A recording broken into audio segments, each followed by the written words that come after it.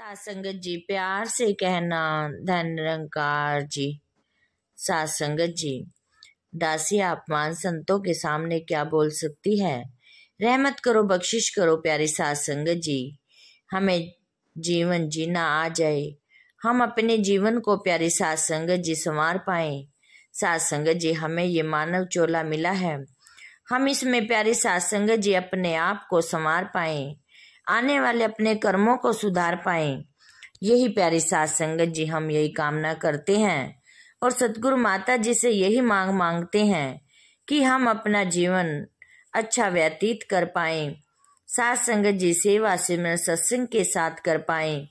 ऐसे ही प्यारी सात संगत जी सेवा पर एक भाव है। सात संगत जी अब ये समागम की ही प्यारी सात संगत जी घटना है कि सात संगत जी एक महात्मा थे।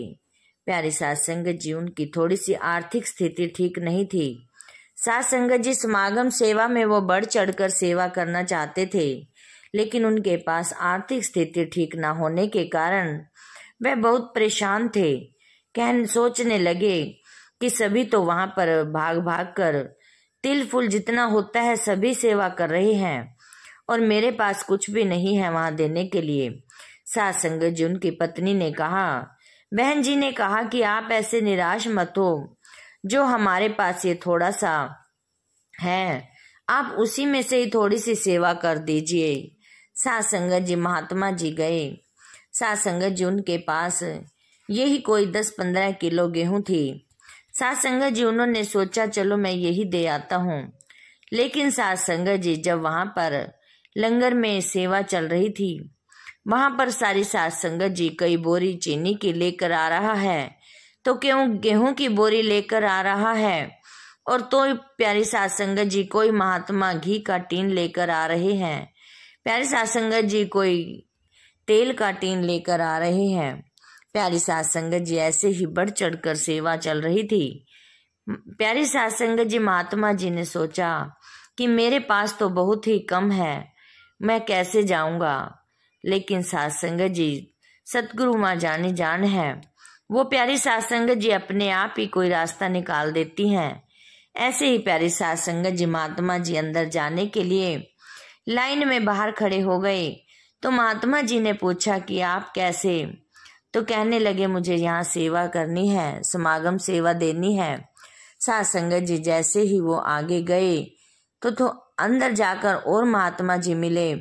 महात्मा जी के सामने उन्होंने सर झुका दिया, कहने लगे कि मेरे पास तो इतना कुछ है नहीं देने के लिए, मैं तो ये थोड़ा सा गेहूं लेकर आया हूँ।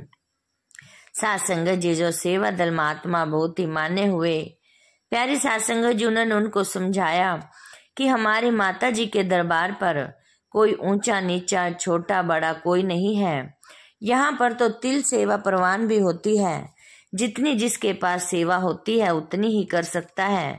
सात संगत जी महात्मा जी को थोड़ी संतुष्टि हुई। संतुष्ट होकर प्यारी सात संगत जी उन्होंने जो उनके पास था उन्होंने वहां पर सेवा कर दी। और सात संगत जी जैसे ही फिर बाहर वापिस आए तो बाहर भी उन महात्मा जी ने पूछा कि क्या आप सेवा कर आए हो, तो प्यारी सात संगत जी महात्मा जी का मन भर आया और कहने लगे कि दास के पास तो जो भी थोड़ा सा था दास ने वो सेवा कर दी है, बाकी आगे माता जी जाने कैसा उनका दास की सेवा पर वो रहता है। सात संगत जी सतगुरु माता जी जानी जान है। उसी समय थोड़ी देर बाद ही प्यारी सात संगत जी, अभी वो महात्मा जी वहीं थे, 2-4 और भी महात्मा उनके पास उनको समझाने के लिए खड़े हो गए। इतने में ही प्यारी सात संगत जी सतगुरु माता जी का चमत्कार होता है कि माता जी लंगर में राउंड के लिए आ जाती हैं। और प्यारी सात संगत जी सतगुरु माता जी जब वहां पर महात्माओं को कई बार इकट्ठा खड़ा होकर देखा तो सतगुरु माता जी ने पूछा कि यहाँ पर क्या हुआ है। तभी प्यारी सात संगत जी वहां के सेवा दल महात्मा जी ने उन महात्मा जी की घटना बताई और कहने लगे कि माता जी ये महात्मा जी हैं, इनके पास जितनी तिल फुल सेवा थी इन्होंने कर दी है, लेकिन ये निराश हैं। तो प्यारी सात संगत जी माता जी ने कहा कि बेटा आज तुम्हारे पास जितना कम है आप आने वाले साल में इससे भी ज्यादा आप बोरी लेकर आओगे।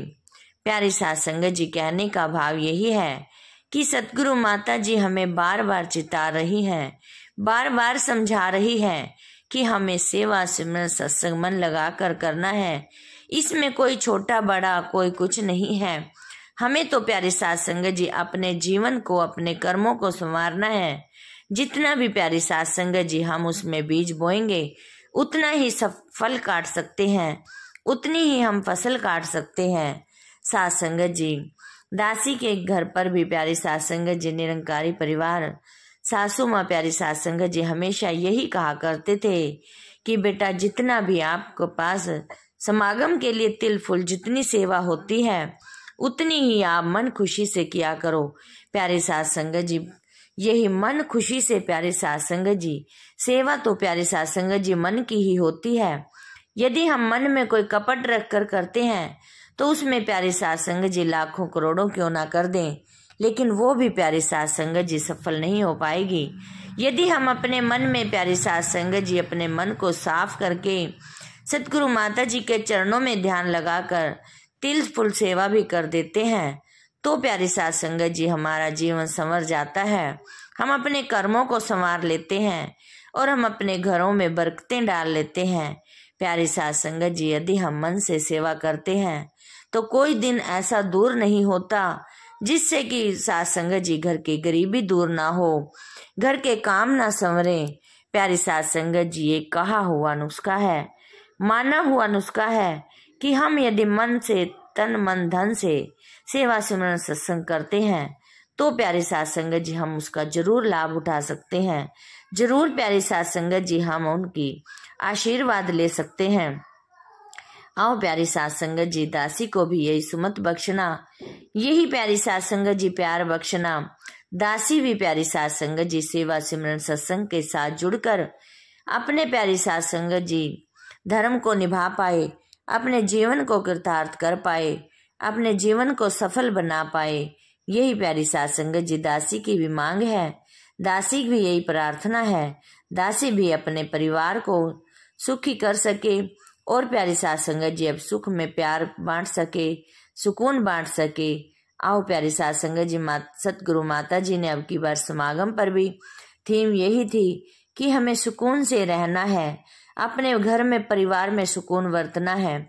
आओ प्यारी सास संगत जी, हम माता जी के वचनों पर चलकर अपने घर में भी प्यारी सास संगत जी सेवा सिमरन सत्संग के साथ अपने घर परिवार को भी प्यारी सास संगत जी अपने अच्छा बना पाए और प्यारी सास संगत जी प्यार बांट पाए।